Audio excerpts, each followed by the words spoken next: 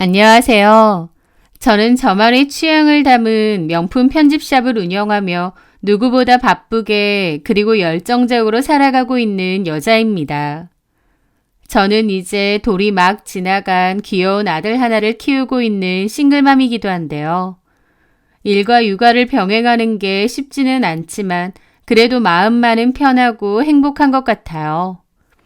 불과 얼마 전까지만 해도 제 삶은 지독한 악영과 끝없는 갈등으로 얼룩진 한편의 막장 드라마와 같았습니다.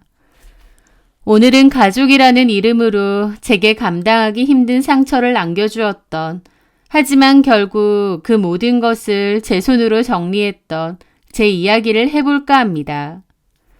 저는 어릴 적부터 유독 반짝이고 아름다운 것들, 특히 옷과 액세서리에 대한 남다른 관심과 애정을 가지고 있었습니다. 부모님께서는 제가 안정적인 길을 가길 바라셨지만 결국 제 고집과 열정을 꺾지 못하시고 묵묵히 지원해 주셨죠. 아마 한때 작은 양장점을 운영하시며 늘 세련된 멋을 추구하셨던 멋쟁이 어머니의 감각을 제가 고스란히 물려받았던 모양입니다.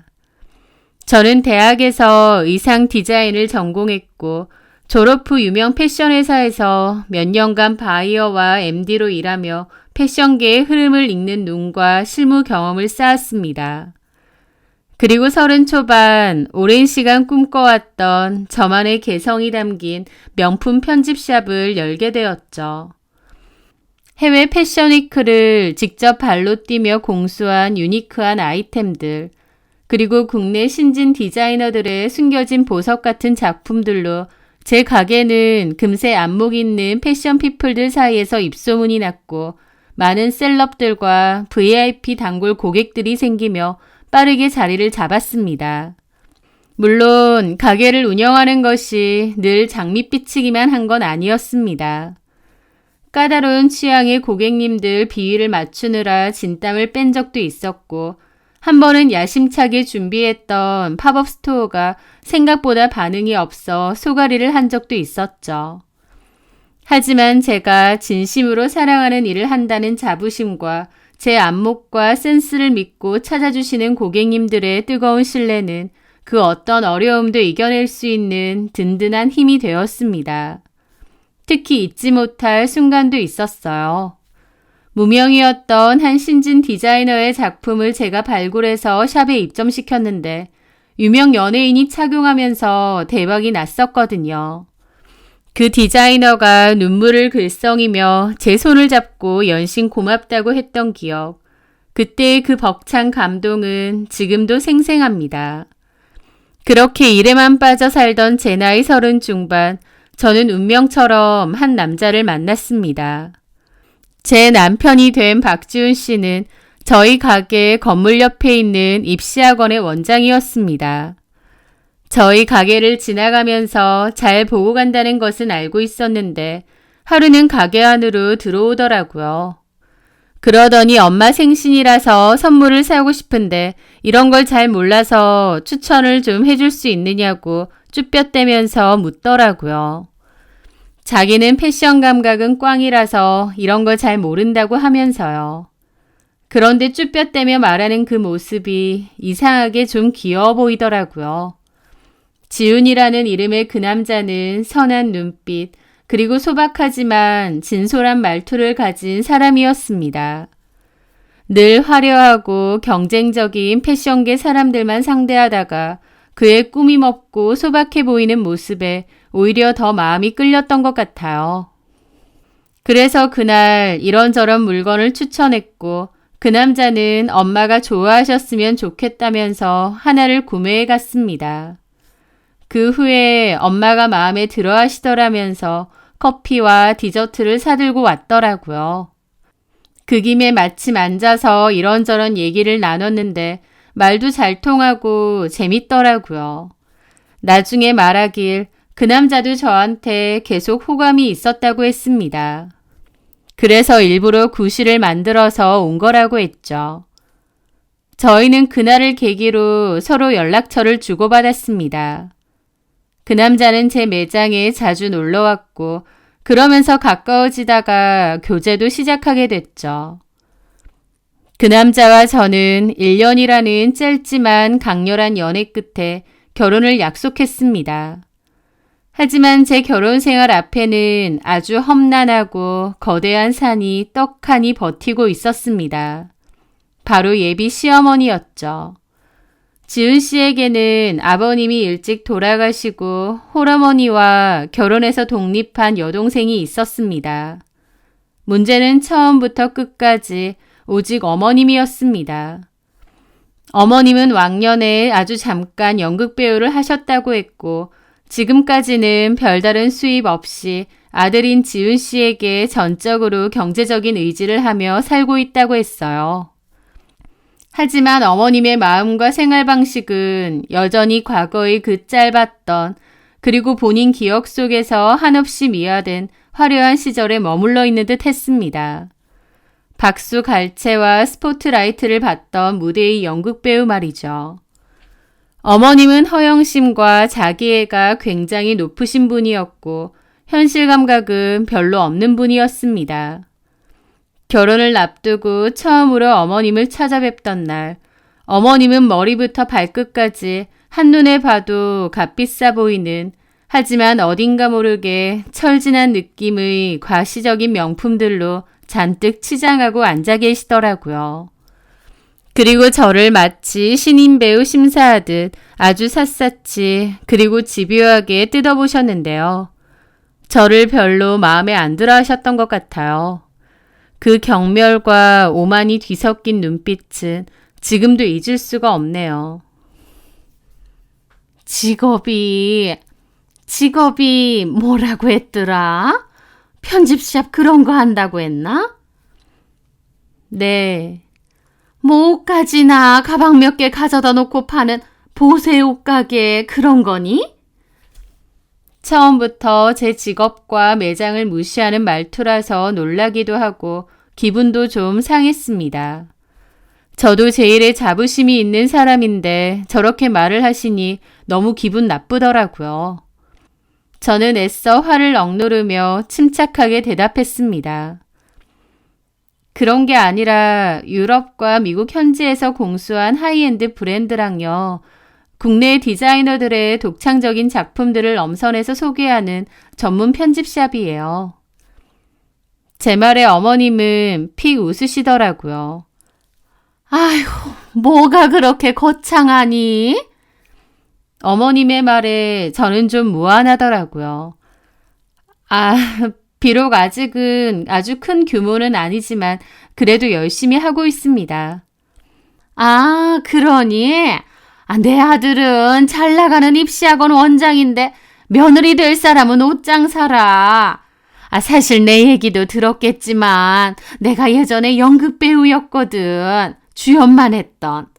그때 나도 이러저러한 부티크에서 옷 많이 맞춰봤어. 그래서 옷가게 사장들도 많이 알고 그쪽 계통도 잘 아니까 하는 소리야. 사실 뭐 옷가게야 특별한 기술이 있는 것도 아니고 옷 적당히 떼와서 파는 장사니까. 라는 식으로 저를 무시하고 깎아내렸습니다.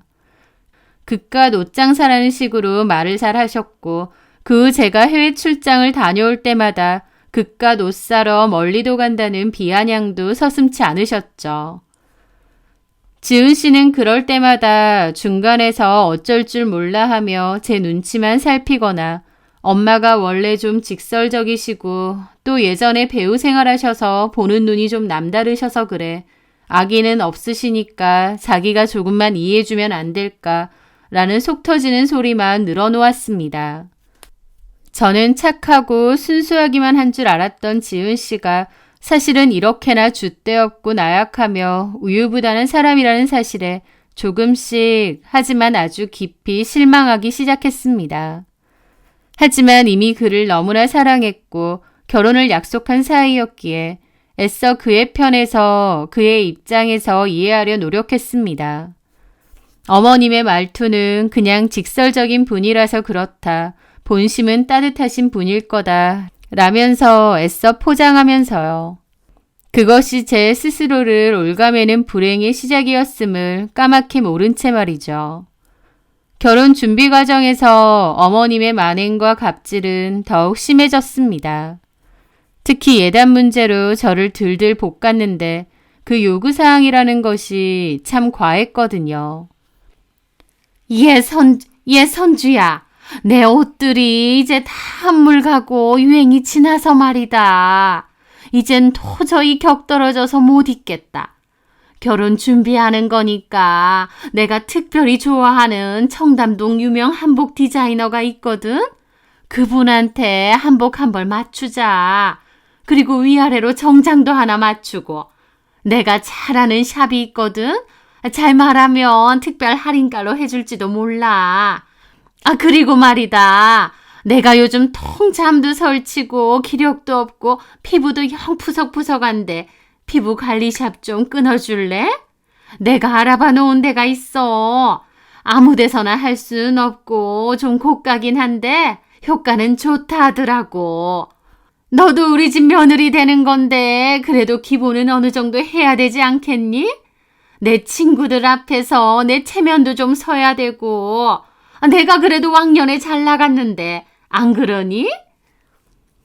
어머님은 고가의 그것도 구체적인 브랜드와 업체까지 지정한 예단 목록을 당연하다는 듯이 요구했습니다. 마치 제가 그 모든 것을 당연히 해다 바쳐야 할 의무라도 있는 것처럼요.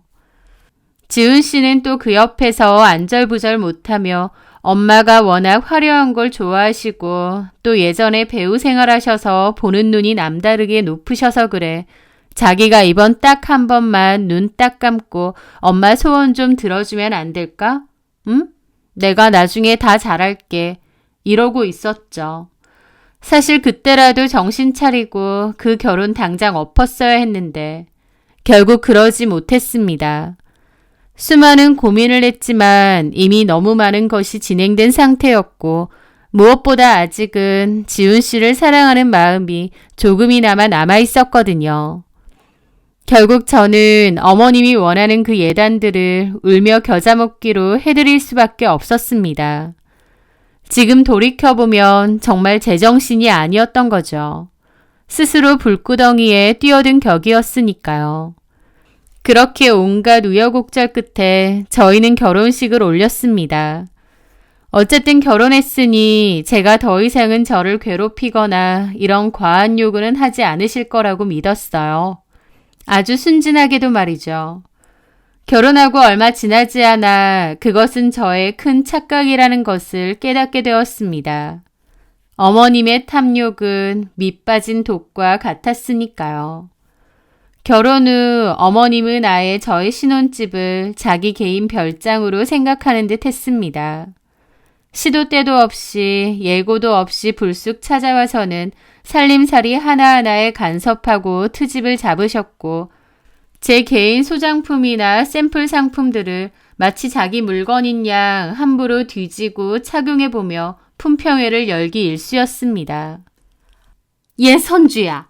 이건 너무 디자인이 과하고 저건 너무 색깔이 촌스럽다. 이건 또 소재가 너무 후지고 너 명품 편집샵 사장이라더니 네 안목이 왜 그러니? 명색이 옷가게 사장이면 최소한 안목이랑 센스는 있어야지. 라면서요. 집에서 저렇게 하시는 건 그래도 좀 참을 수 있었는데요. 정말 기분 나쁜 건 제 매장까지 수시로 와서는 함부로 말하시는 거였습니다.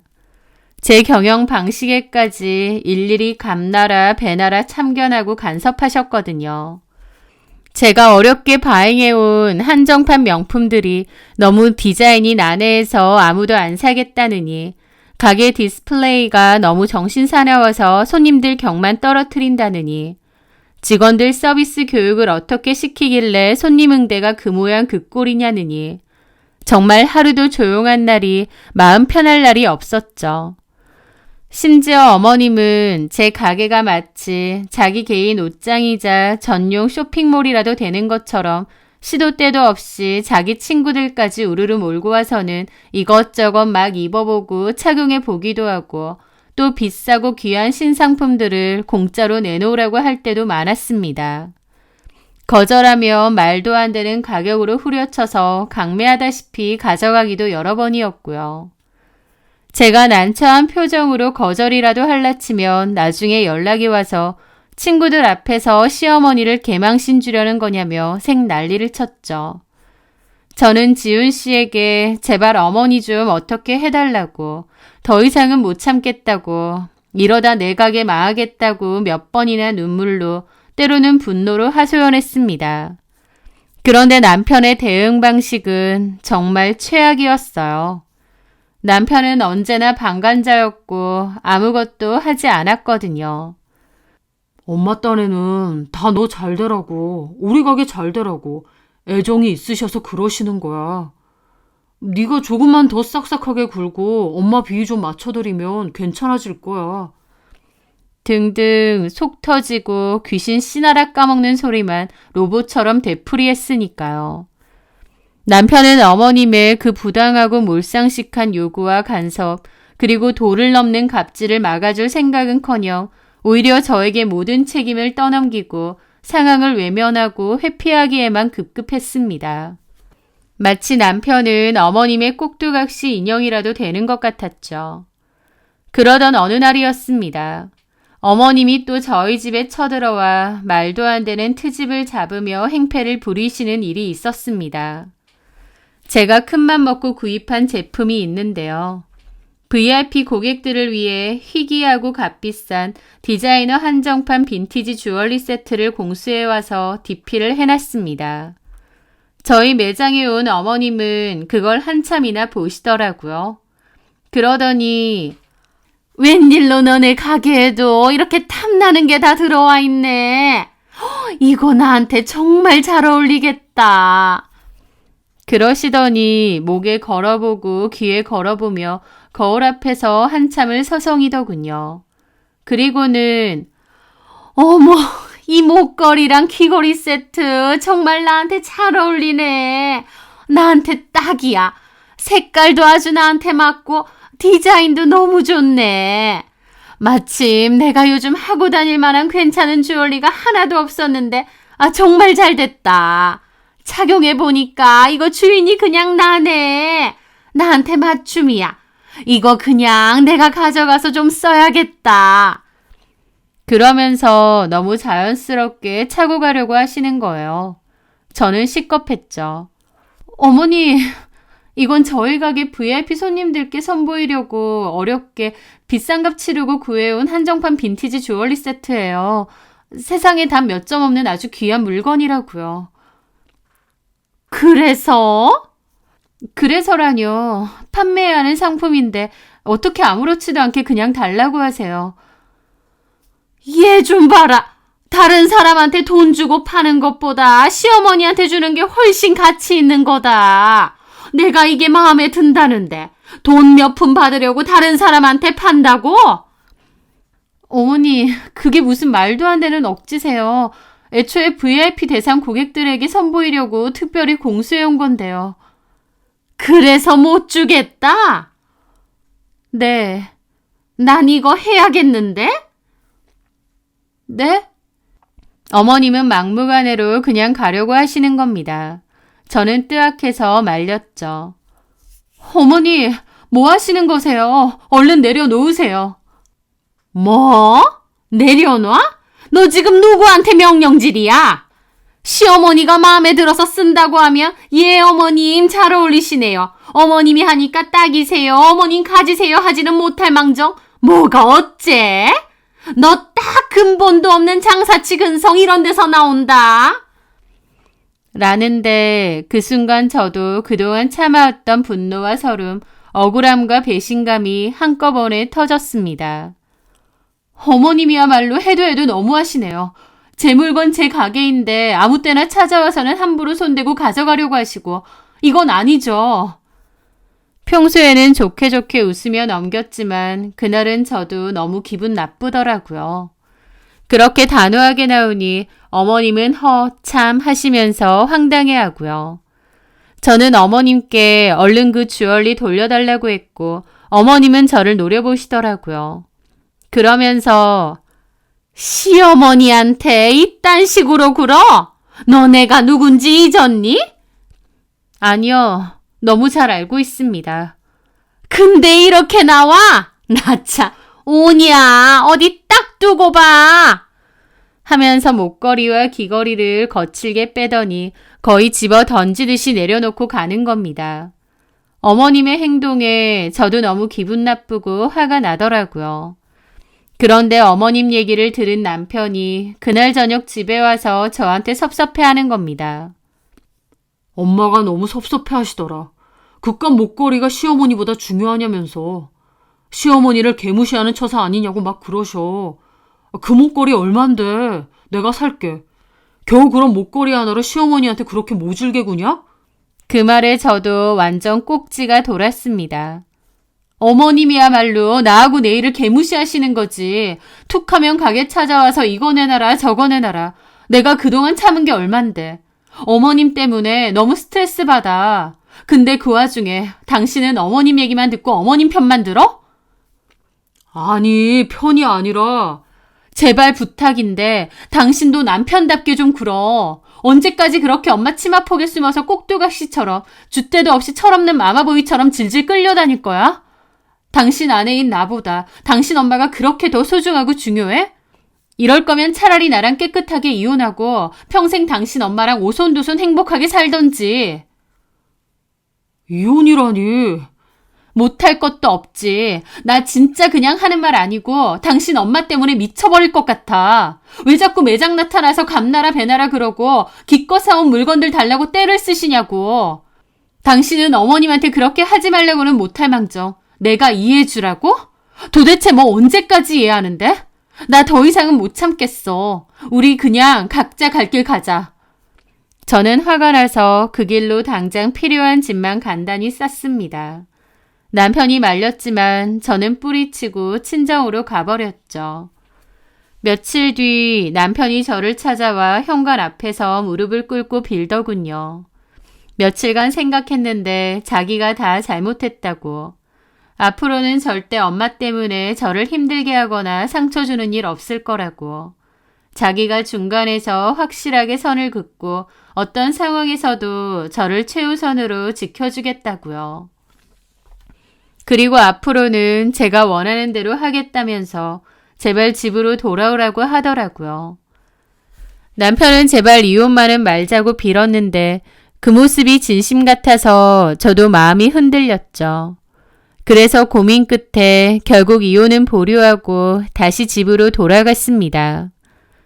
대신 어머님이 연락하고 매장에 함부로 찾아오시는 일은 없도록 해달라고 하고요. 남편이 어머님께 어떻게 얘기했는지 모르겠지만 어쨌든 그 후로 어머님은 수시로 하던 연락을 자제하셨고 집이나 가게로 불쑥불쑥 들이닥치는 일도 없었습니다. 그렇게 하다 보니 더 이상 스트레스 받을 일도 없더라고요. 그 한동안은 정말 거짓말처럼 평화로운 시간이 흘렀습니다. 어머님은 저희 부부 생활에 일절 간섭하지 않았고 저 역시 어머님과 자주 안 부딪히니까 너무 평화롭고 좋았죠. 게다가 그맘때 저는 임신을 했습니다. 곧 태어날 소중한 아기를 생각하며 이 평화가 깨지지 않고 지속되기를 간절히 바랐죠. 하지만 그 평화는 역시나 한여름밤의 꿈처럼 짧더군요. 시간이 지나면서 어머님은 다시 슬금슬금 연락을 하기 시작했고 또다시 매장을 찾아오기 시작하셨어요. 자기는 시어머니가 아니라 손님의 입장으로 온 거라는 말과 함께요. 그러면서 주변 친구한테 선물하겠다면서 옷이나 가방을 구매하셨고 돈은 나중에 준다고 하면서 물건을 잘 들고 가셨어요. 근데 그 돈을 나중에도 안 주시는 거예요. 저는 어머님께 돈을 보내달라고 했는데 어머님은 시어머니한테 돈돈 거리냐면서 계속 나중에 준다고 안 떼먹는다고만 하세요. 하지만 계속 달라고 해도 안 주시더라고요. 그래서 제가 단호하게 달라고 아니면 지훈 씨한테라도 받겠다고 했더니 어머님이 난리가 났습니다. 네가 내 아들한테 하도 징징거려서 내가 연락도 안 하고 이렇게 참아주고 있는데 너는 이기적으로 네 생각만 하느냐며 가족끼리 그렇게 돈돈거리면 좋느냐며 저를 다그치시더라고요. 그까짓 돈 보내줄 테니 그만 좀 닥달하라고 화를 내셨는데 결론적으론 제대로 돈을 보내준 적도 없습니다. 그 후에는 또 찾아와서 조카가 방송사 면접 보는데 옷 협찬 좀 해주라고 할 때도 있었어요. 빌려달라, 나중에 돈 줄 테니 달라, 협찬해달라 등등 가지각색의 이유를 대고 다시 가게에 드나들고 말도 안 되는 요구를 하기 시작했습니다. 그러더니 나중에는 아예 대놓고 네 가게에 있는 그 신상백 그거 내 생일 선물로 미리 주면 안 되겠니? 라는 노골적인 요구까지 하시더라고요. 그 와중에 남편은 뭘 했냐고요. 또다시 자기 엄마의 그 알량한 가머니설과 눈물 공세 그리고 협박에 홀랑 넘어간 건지 또다시 자기 엄마 편을 들었습니다. 나도 노력했잖아. 자기를 위해서 엄마한테 연락도 하지 마셔라. 가게도 가지 마셔라. 그런 얘기까지 했다고. 하지만 언제까지 척지고 살 순 없잖아. 나도 그만큼 노력했으면 당신도 양보하고 좀 좋게 받아들이는 것도 있어야지. 솔직한 말로 며느리가 옷가게 하는데 시어머니한테 그 정도도 못해줘? 나는 우리 엄마가 서운해하시는 것도 이해는 돼. 그럼에도 당신을 위해서 내가 엄마한테 오지 마셔라, 연락하지 마셔라 말도 한 거잖아. 엄마가 섭섭해하셔도. 말했으면 뭐해. 지켜지지도 않을 약속이잖아. 어머님은 도대체 나한테 왜 그러시는 거야? 뭘 왜 그래? 며느리니까 친하게 살갑게 지내고 싶어서 그러신 거지. 이게 괴롭히는 거지 살갑게 지내는 거야? 나도 이제 모르겠다. 나도 할 만큼 했다고. 당신이 좀 너른 마음으로 우리 엄마를 봐줄 순 없어? 친정엄마라고 생각하고. 우리 엄마는 이런 짓 안 하지. 이런 짓? 말 다 했어? 그렇게 다투게 되었고 저희 부부 사이는 다시 걷잡을 수 없이 파국으로 치닫기 시작했습니다. 뱃속에 아이가 있기 때문에 전처럼 그냥 쉽게 갈라서기도 힘든 상황이었습니다. 어쩌면 남편도 어머님도 제가 임신했기 때문에 전처럼 이혼을 요구하거나 집을 나가기 힘든 상황이라고 생각해서 타이밍 보고 그랬던 걸지도 모르겠네요. 어머님의 탐욕은 마르지 않는 샘과 같았고 남편의 어리석음은 구제불능이었습니다. 저는 그 속에서 너무 스트레스가 심했죠. 그러다가 결정적인 일이 터졌습니다. 그날 어머님은 중요한 모임이 있다며 또 저희 가게에 거침없이 들어오셨어요. 그러더니 진열되어 있던 신상 명품백과 디자이너 의류 몇 점을 아무렇지도 않게 집어들고는 가타부타 말도 없이 그대로 나가려고 하시는 것 아니겠어요? 저는 기함을 하면서 어머님을 잡았죠. 어머니, 지금 뭐 하시는 거예요? 그런데 어머님이 더 뻔뻔하게 나오시는 거예요. 내가 여태까지는 참았는데 아무리 생각해도 네 행동이 너무 괘씸하다. 내가 시어머니 아니야. 명색이 며느리가 옷가게 한다는데 옷 몇 벌이 아깝니? 내 친구들한테 말하니까 하나같이 다 넌 욕하더라. 쪼잔하고 궁상스럽다고. 내 친구 며느리는 빵집을 크게 하는데 만날 때마다 빵을 그렇게 많이 담아서 나눠줘. 시어머니 친구분들 나눠 드시라고. 근데 너는 뭐야? 옷 몇 개, 가방 몇 개 아까워서 이렇게 난리를 치니? 어머니, 저도 차라리 빵 몇 개는 드릴 수 있어요. 근데 이건 그거랑 다르잖아요. 구하기도 힘든 다 고가의 상품들이라고요. 뭐가 달라? 정성의 차이고 마음의 차이지. 내 친구들 하나같이 다 너 욕해. 어쩜 그렇게 속이 밴댕이고 쪼잔하냐고. 나도 며느리 욕 안 먹히려고 일부러 왔다. 이 가방이랑 이 옷 내가 좀 가져가서 입으마. 며느리가 선뜻 줬다고 얘기할게. 내가 이러는 것도 결국 너 욕 안 먹히게 하려고 하는 거다. 어머님 친구분들이 저에 대해서 뭐라고 하시든 저는 상관없어요. 이건 제 일이고요. 이런 식으로 마음대로 하지 마세요, 제발. 저도 더 이상은 못 참아요. 못 참아? 네가 못 참으면 어쩔 건데? 싸가지 없기는. 하면서 제 말을 귓등으로도 듣지 않고 그냥 물건들을 챙겨 나가려 하는 겁니다. 저를 아예 무시하고요. 저는 그 순간 도저히 안 되겠다 싶더라고요. 그래서 그 자리에서 바로 폰을 꺼내 들고 경찰에 신고를 했습니다. 여보세요? 경찰이죠? 여기 편집샵인데 가게에 절도범이 와서 물건들을 들고 갔거든요. 어머님은 문 밖으로 나가려다 말고 제 신고 내용을 들었는지 눈이 동그래져서 다시 들어오시더라고요. 너 지금 뭐 하는 거야? 저는 어머님을 무시하고 마저 신고했습니다. 네, 지금 좀 와주세요. 부탁드릴게요. 물건 들고 나가는 건 CCTV에도 다 찍혔습니다. 너 지금 뭐 하냐니까! 저는 전화를 끊고 말했죠. 뭐 하긴요. 경찰에 신고했죠. 절도로요. 절도? 신고? 네, 이게 절도지 뭐예요? 제가 분명히 안 된다고 했죠. 이게 정말 미쳤나? 절도라니! 너 지금 진짜 경찰 신고한 거야? 네, 했습니다. 곧 경찰 올 거예요. 어머님은 식겁을 하며 들고 있던 옷과 물건들을 바닥에 내려놓더라고요. 세상에, 하다하다 시어머니를 경찰에 신고해? 제정신 아니네. 너 미쳤어? 제가 몇 번이나 좋게 말씀드렸고 경고까지 했습니다. 제 얘기 귓등으로도 안 들으신 건 어머님이세요. 살다 시어머니를 경찰에 신고? 너 뒷감당 어떻게 하려 그래? 지훈이가 알면 너 어쩔래? 당연히 알아야죠. 어머님 아들도. 저 그리고 어머님 아들하고 어차피 이혼할 거거든요. 또 이혼 소리 아니? 네, 이번엔 진짜 이혼할 거예요. 저 더 이상은 어머님 이러시는 거 못 참겠습니다.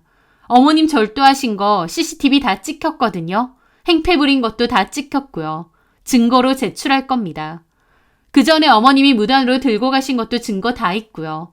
저 어머님 아들하고 이혼할 거고 이것도 제대로 신고할 거니 그런 줄 아세요. 제가 단호하게 나오자 어머님은 그제야 얼굴이 새하얗게 질리더라고요. 제가 그냥 하는 말이 아니라는 걸 알게 되니 놀라신 얼굴이었죠. 예, 이건 아니지. 얼른 경찰에 전화해서 아니라고 해라. 아니요, 그럴 순 없습니다. 너 진짜 나를 경찰에 신고하겠다는 거야? 저는 팔짱 끼고 가만히 있었습니다. 어머님은 즐겁을 하더니 허겁지겁 남편에게 전화를 하시더라고요. 제가 경찰에 신고를 했다면서 난리를 치셨고 바로 옆 건물이었던 남편도 불이 나게 왔습니다. 남편이 오고 바로 경찰도 도착했고요. 남편은 이분은 저희 엄마라면서 오해가 있었다고 했고 저는 경찰들에게 CCTV에도 다 있다. 가게 주인인 내가 안 된다고 하는데 막무가내로 물건들을 훔쳐가려 한다. 처벌을 원한다고 했습니다. 경찰들도 그래도 시어머니라는데 좋게 해결하시라고 했고 저는 참을 만큼 참았다고 그렇게 못하겠다고 했죠. 그 와중에 남편도 저에게 진짜 이럴 거냐고 화내고 어머님도 발 동동해서 난리치고요. 결국 제가 단호하게 나와서 경찰서까지 다 같이 갔습니다. 어머님은 다시는 그런 행동 안 하겠다고 손이 발이 되게 빌고 사과했고 저도 그쯤에서 일단 선처를 했습니다. 애초에 어머님 행동이 너무 거침이 없고 막무가내라서 저도 홧김에 신고를 한 거니까요. 어머님은 며느리가 자기를 신고했다면서 그리고 싹싹 빌게 만들었다면서 알아누우셨다는데 그러게 애초에 왜 그렇게까지 하셨나요? 본인이 자초한 거죠. 그 일로 남편은 어떻게 이럴 수 있느냐 난리를 쳤고 저는 남편에게 이혼하자고 했습니다. 내가 그동안 니네 엄마 때문에 너무 힘들다고 그렇게 말했는데 네가 뭘 했느냐고. 나는 도저히 이렇게 더 못 살겠다고요. 남편은 뱃속의 애는 어쩌냐고 했는데 뱃속의 애는 내가 알아서 잘 키울 거니 걱정 말라고 했습니다. 남편은 이혼은 안 된다고 했고 저는 결국 변호사 선임해서 이혼 소송에 들어갔어요. 어머님이 지속적으로 금전적 요구 및 물품 요구를 해왔다는 통화 녹취 증거, 그리고 제 가게에 와서 행패를 부렸던 CCTV 영상들, 그리고 남편 역시 이를 방관하고 어머님의 행동에 동조했다는 메신저 대화 증거들을 하나하나 다 증거로 제출했죠. 여러 다툼 끝에 저는 이혼 소송에서 승소를 했습니다. 어머님은 법원으로부터 명예훼손 및 정신적 피해 보상으로 위자료를 지급하라는 판결을 받았고 남편과도 법적으로 완전히 그리고 깨끗하게 남남이 되었습니다. 뱃속의 아이는 제가 키우기로 했고 그에 따른 양육비는 지급받기로 했죠. 그렇게 저는 그 지긋지긋한 모자로부터 이혼을 하고 홀가분해졌습니다. 그 후 저는 아이를 출산했고 친정부모님의 도움을 받아 아이를 양육하고 있어요. 제 일도 여전히 하고 있고요. 부모님이 도와주시긴 해도 일과 병행하며 아이를 키우는 게 쉬운 일은 아닌데 아이는 너무 예쁘고 사랑스럽고 제 일도 꾸준하게 잘 되어가기 때문에 감사한 마음으로 하루하루를 살아가고 있습니다. 그렇게 자기 엄마 편들던 남편은 정작 이혼하고 나서는 전시모하고 연락도 잘 안 하고 사는 모양이에요. 전시모 때문에 이혼당했다는 불만이 많아서 그런다고 했고 아들이 생활비까지 끊어버리니 그 허영심 많던 전시모도 엄청 골골거리며 아들 원망하면서 산다고 하더라고요. 둘이서 어쩌든 저는 더 이상 그 사람들과 얽히지 않아서 다행인 것 같습니다. 저는 그 일을 통해 정말 많은 것을 배우고 깨달았습니다. 부모가 된다는 것이 얼마나 무겁고 책임감을 요하는 일인지, 그리고 자신의 그릇된 욕심과 끝없는 허영을 채우기 위해 자식을 이용해서는 안 된다는 것도요. 가족이라는 이름 아래 서로에게 지울 수 없는 상처만 주고받는 그릇된 관계는 결코 진정한 가족이 될 수 없는 것 같아요. 그래서 때로는 아프고 힘들더라도 단호한 결단과 용기가 필요한 게 아닌가 싶고요. 제 이야기 들어주셔서 정말 감사합니다.